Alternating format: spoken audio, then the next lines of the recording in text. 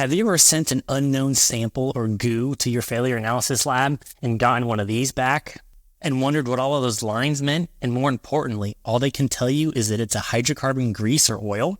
Stick around and I'll show you how to decipher an FTIR spectra and define its limitations so that you can get the most out of your data.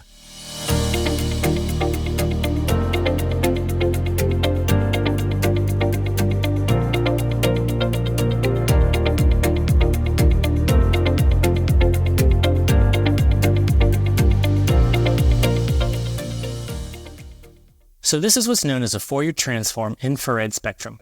It's a technique used to identify organic molecules. Basically what that means is that we can shine light on a sample and look how it absorbs the different wavelengths and say something about its structure.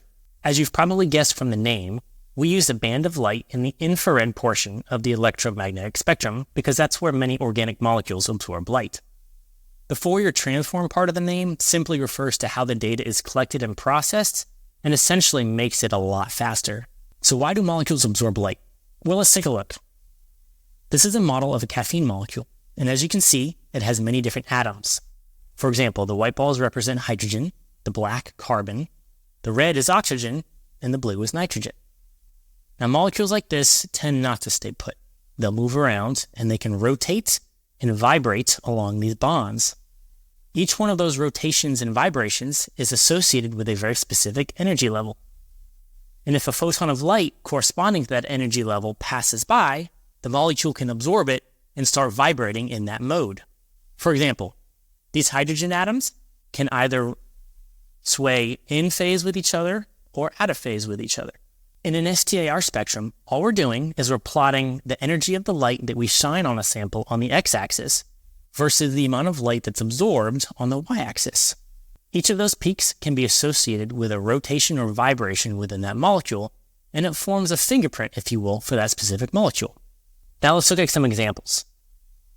Notice anything similar between them?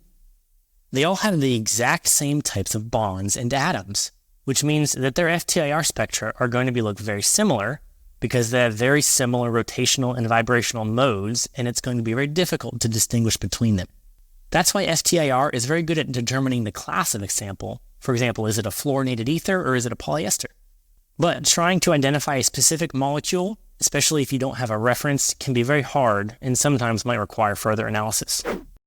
Alright, if you like that content, make sure to hit the like button. Also, click that bell icon to be notified of future videos.